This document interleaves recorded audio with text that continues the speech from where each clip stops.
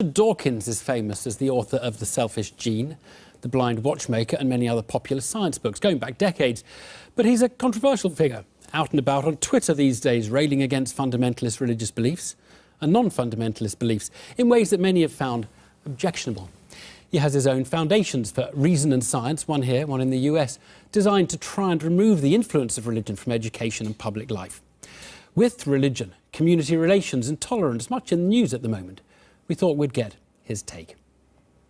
In the wake of the Charlie Hebdo attacks, we're in the midst of a big debate, really, aren't we, about the relationship between religious fundamentalists and the rest of society. It was interesting that the former Archbishop of Canterbury on Newsnight last week said, the debate isn't really one between Christians and Muslims, it's more between the secular society and Muslims, which I thought was an interesting observation.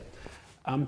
But what do you think the rules of the game should be between, in a modern liberal democracy, between these different groups who have very, very different belief systems? Yes, I mean, I think that's a very profoundly important question. I think the rules of the game are that you should be allowed to believe anything you like, and of course that's right, but that you shouldn't impose your beliefs on other people.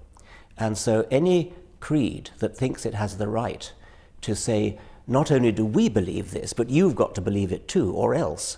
I mean, that is a very, very serious violation of everything that democracy stands for. So let's take some examples. Burka bans, they have a burka ban in France. You wouldn't be in favour of that? No, I'm not in favour of a burka ban. It seems to me to be a violation of individual liberty. I mean, when I see a woman in a full burqa with just a slit, I feel personally offended. But it's an important part of what I believe, that what I feel personally is irrelevant. It doesn't matter what I feel. Nobody else should abide by what I feel. And that applies, of course, on the other side as well. What about religious schools? So a community sets up a school, maybe pays for it itself, that doesn't subscribe to your views of education that you've set out today. And now, is that a freedom of speech thing for them to be able to teach what they want or not? That's very difficult, because there we're trespassing on the tussle between the freedom of speech of parents to impose their views on children and the freedom of children to be educated without having erroneous views. And we now know that in some cases it definitely is erroneous. This is not a matter of opinion imposed upon them.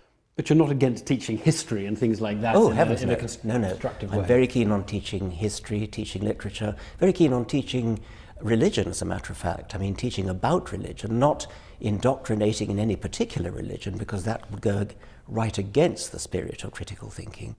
It's a tricky one, though, isn't it? Because you can't build a society on the basis that you know you're right and you know that other people are wrong, can you? Because the liberal society is, we don't have to make that decision. No, that's right. You can decide what you think, and you decide what you think, but you are really saying that they have to teach, children have to be taught in your creed. Well, there is a difference. I mean, let me use the example you just used of the burqa ban.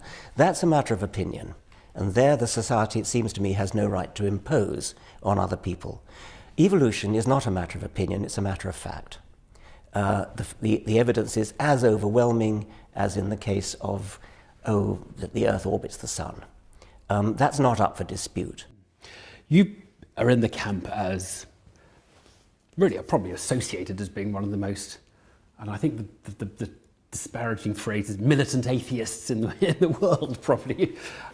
What do you think of that phrase? What do you think of that accusation? And do you, if you like, revel in that place, or do you hate it when people try and, if you like, put you in the same category as fanatics on other sides of the religious divide? Well, fanatics, religious fanatics are apt to take the law into their own hands on occasion, aren't they? And actually threaten people, actually use physical violence. But you choose to go onto Twitter.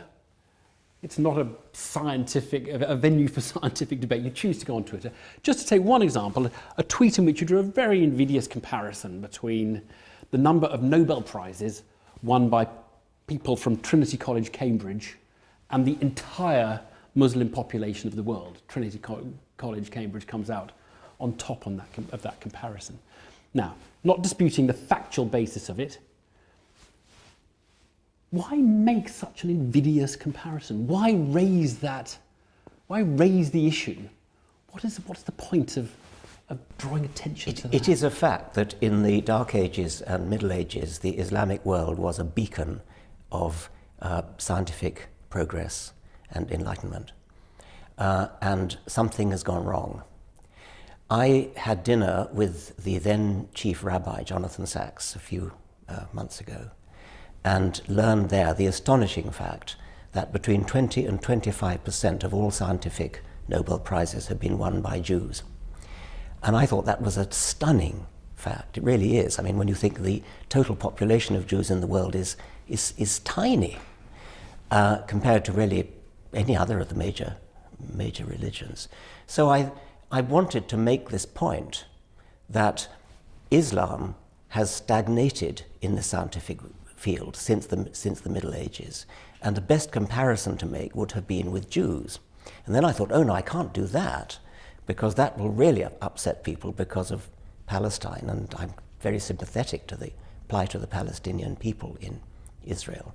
So at the last minute, I crossed out Jews and stuck in Trinity College, Cambridge. But I can think of much more gentlemanly ways of making the intellectual point that Islam has not been a great scientific contributor. It's just a fact. Whether or not it upsets people is less important to me than the dramatic nature of the fact, which ought to be looked at. Somebody ought to be saying, why?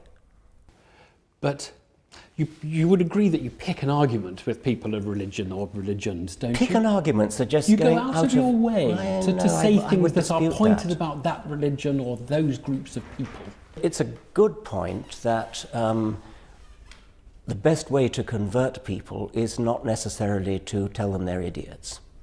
And I have occasionally seemed guilty of that. For example, I once wrote in the New York Times that anyone who doesn't believe in evolution is either ignorant, stupid, or insane. Now that sounds like an extreme point of view. It's actually a factual point of view because the word ignorant is not a disparaging word. I'm ignorant of all sorts of things, and so are you, I'm sure. And we would be quite happy to own up to being ignorant of many things, ignorant of music or ignorant of art or ignorant of baseball, whatever it might be. I think a lot of moderate religious people are very turned off by your discourse. Well, some may be, and that may be my political error. There are tactical error in terms of, because your job, you see your role as trying to convert the world to your point of view. I think. I mean, that's I see my role as trying to persuade people to think for themselves and look at evidence. I mean, if they come round to my point of view as a result of looking at evidence, then so much the better. Have you ever been wrong about anything important? Oh yeah. Give me an example. What? Well, I'd have to go into sort of rather recondite scientific matters, but I've been wrong on scientific questions and have said so. Scientists actually rather like being wrong. It's unlike politicians; they get a sort of kudos from admitting that they're wrong, because that's how science proceeds. Richard Dawkins, thanks for talking to us. Thank you very much.